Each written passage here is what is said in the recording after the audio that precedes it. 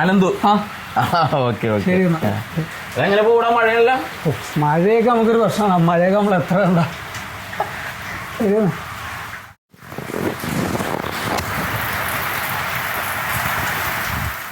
മറ്റേ പയ്യൻ വന്ന് പോയിട്ട് എന്തായത്?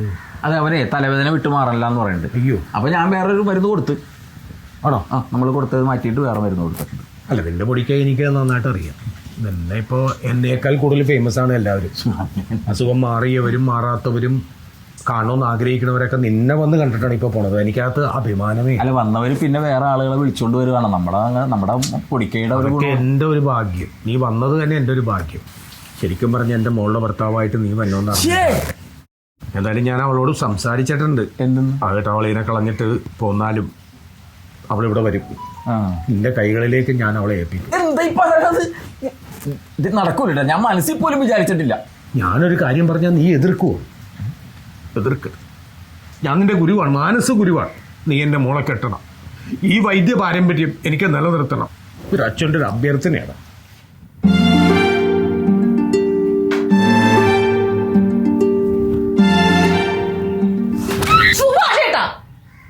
എന്തുവാണ് ഇത്? ഏത് നേരം ഒരു മാതിരി വാക്കുകളോട് തലപ്രാന്തെടുത്ത് ഇരിക്കുക. അതെ, പോ. നിന്റെ അച്ഛൻ വന്നിട്ട് എന്നാ പറഞ്ഞത്? അച്ഛൻ വന്നിട്ട് പറഞ്ഞാൽ നിങ്ങൾ കേട്ടില്ലായിരുന്ന? അച്ഛൻ ചത്താപ്പോലും അങ്ങോട്ട് ചെല്ലരുതെന്ന്. അതല്ല, നിന്നെ പുറത്ത് മാറ്റി വെച്ച് എന്തൊക്കെയോ ഉപദേശങ്ങൾ തരികയോ എന്തൊക്കെ പറഞ്ഞ കേട്ടല്ലോ. എന്താ പറഞ്ഞത്? ഓ, അതാ. അത് ഞാൻ സുഭാഷ് ചേട്ടനെ ഉപേക്ഷിച്ചിട്ട് അവിടെ ചെല്ലാമെങ്കിൽ അച്ഛൻ്റെ ഒരു സഹായിയായിട്ട് വന്നിരിക്കുന്ന ഒരു വൈദ്യരുണ്ട്. ആ വൈദ്യുതി ഇറക്കനെ കൊണ്ട് എന്നെ കല്യാണം കഴിപ്പിച്ച് തരാം. പിന്നെ അച്ഛൻ്റെ സ്വത്തെല്ലാം എനിക്ക് കിട്ടും. അവിടെ സുഖമായിട്ട് ജീവിക്കാം. എന്തായാലും എൻ്റെ സുഭാഷ് ചേട്ടനെ ഉപേക്ഷിച്ചിട്ട് ഞാൻ ചെയ്തില്ലെന്ന് അച്ഛനോട് ഞാൻ പറഞ്ഞു.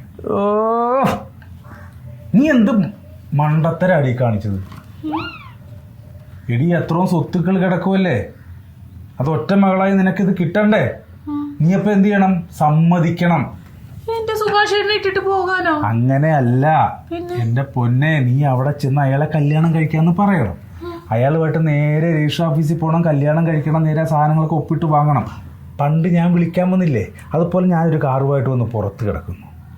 നിന്റെ ഈ സംഭവങ്ങളൊക്കെ കഴിയുമ്പോൾ ഞാൻ നിന്നെ ഇങ്ങനെ ഒറ്റ വിളിക്കന്നെ വന്നേക്കണേ. അന്നത്തെ പോലെ വിളിക്കുന്നു, നീ വരുന്നു, കാറിൽ കയറുന്നു, നമ്മൾ പോകുന്നു, പ്രശ്നങ്ങൾ തീർന്നില്ലേ?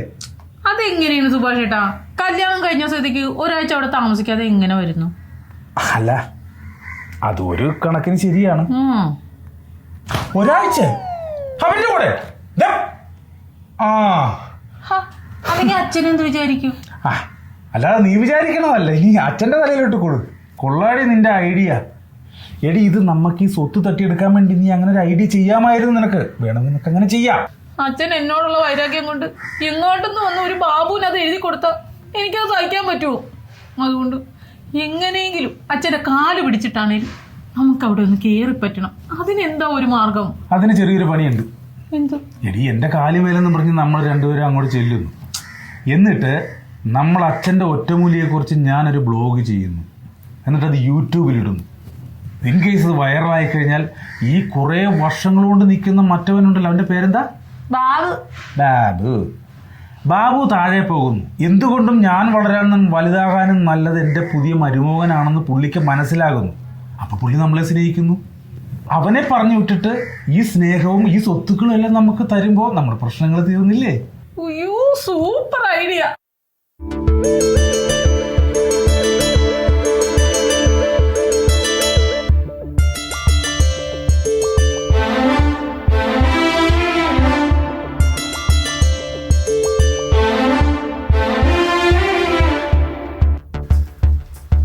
ഇവനെന്താ ഇവിടെ? ഇവനാണ് അച്ഛൻ്റെ ശിഷ്യൻ. വെറുതെ അല്ല ഇവിടെ ആള് കൂടുന്നത്. നിനക്കിട്ടുള്ള പണി ഞാൻ വെച്ചിട്ടുണ്ടാ.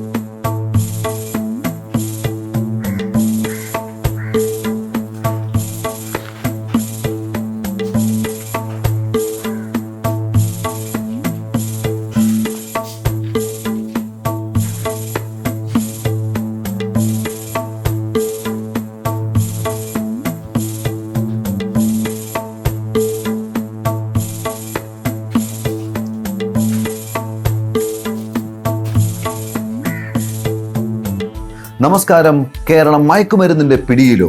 വാർത്തകൾ വിശദമാകുന്നു. ഇതുവരെ നമ്മൾ കേട്ടിരുന്നത് വിദ്യാർത്ഥികൾ, ചെറുപ്പക്കാർ, അന്യസംസ്ഥാന തൊഴിലാളികൾ തുടങ്ങിയവരുടെ ലഹരി ഉപയോഗ വാർത്തകളാണ്. എന്നാൽ ഇപ്പോൾ മറ്റൊരു ഞെട്ടിക്കുന്ന വാർത്ത കൂടി കേരളം സാക്ഷ്യം വഹിച്ചിരിക്കുന്നു. ഏവർക്കും മാതൃകയാകേണ്ട ചില അധ്യാപികമാർ പോലും ലഹരിയുടെ അടിമകളായി കഴിഞ്ഞു എന്ന വാർത്ത. ഇന്നതാ കേരള ന്യൂസ് ലഹരിയുടെ മറ്റൊരു കൗതുകം നിറഞ്ഞ വാർത്ത കൂടി പുറത്തുവിടുകയാണ്. കഴിഞ്ഞ 3 വർഷമായി ഒരു വൈദ്യശാലയുടെ മറവിൽ ബാബു എന്ന മനുഷ്യൻ നടത്തിവരുന്ന ലഹരി മരുന്ന് കച്ചവടം.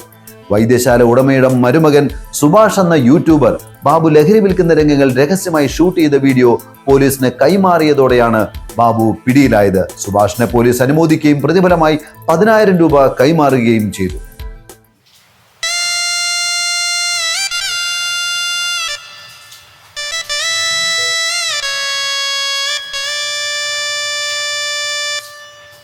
അച്ഛനിപ്പോ മനസ്സിലായില്ലേ, ഒരാപത്ത് വരുമ്പോ മക്കളെ ഉണ്ടാവുള്ളന്ന്? സത്യം, മക്കളെ ഉണ്ടാവുള്ളൂ. ഞാൻ നീ ഇറങ്ങിപ്പോയി എൻ്റെ ദേഷ്യം, ഇവനെ വിളിച്ചുകൊണ്ടുപോയി എൻ്റെ ദേഷ്യം, അതുകൊണ്ടാണ് ഞാൻ നിങ്ങൾ അത്രയും വന്ന് അവിടെ ചീത്ത പറഞ്ഞത്. പക്ഷേ ഇവൻ എൻ്റെ കൂടെ വരികയും എന്നാൽ സ്വൽസ്വഭാവിയാകുകയൊക്കെ ചെയ്തപ്പോൾ ഞാൻ വിഷമിച്ചു പോയി. മക്കളെ അവനൊരു MD ആക്കണമെന്നായിരുന്നു അച്ഛൻ്റെ ആഗ്രഹം. അതിന് അച്ഛൻ അറിയാതെ അവനൊരു MA കൂടി എടുത്ത് അവൻ MD MA ആകുമെന്ന് അച്ഛൻ അറിഞ്ഞാ. മക്കളെ, നീ അന്ന് ചെയ്ത വീഡിയോ ഇല്ലേ, ആ വീഡിയോയാണ് ജനം കണ്ടതും പോലീസ് പിടിച്ചതും അവൻ അകത്താക്കിയതും അച്ഛൻ നിരപരാധിയായത്. പൊന്നുമോനെ, അതിന് നന്ദി സ്നേഹവും കടപ്പാടും അച്ഛൻ നിന്നോടുണ്ട്. നോക്കേ, നീ അച്ഛൻ കൂടെ ഉണ്ടാവും. ഞാൻ എന്തെങ്കിലും തെറ്റ് ചെയ്തിട്ടുണ്ടെങ്കിൽ നീ എന്നോട് പൊറുക്കം. ഇവിടെ അച്ഛാ, എന്തായാലും ഇതിന് അച്ഛൻ പേടിക്കണ്ട. ഇനി ഉള്ള കാലം മുഴുവൻ ഞങ്ങൾ അച്ഛന്റെ കൂടെയാണ് പൊറുക്കണത്. നിങ്ങൾ ഇനി എന്റെ കൂടെ അല്ല പൊറുക്കാൻ പോണത്, ഞാൻ നിങ്ങളുടെ കൂടെയാണ് പൊറുക്കാൻ പോണത്. അതെന്താ? എടാ, ഇവര് നല്ല കാര്യം ചെയ്യുമ്പോടാ വൃത്തികെട്ടവനെ ഒരു 3-4 ദിവസം മുമ്പേ ചെയ്യണ്ടാ. 2 ദിവസം മുമ്പ് നിങ്ങളോടുള്ള വൈരാഗ്യത്തിന് എന്റെ സ്വത്ത് മുഴുവൻ അവന്റെ പേരിൽ ഞാൻ എഴുതി വെച്ച് പോയടാ.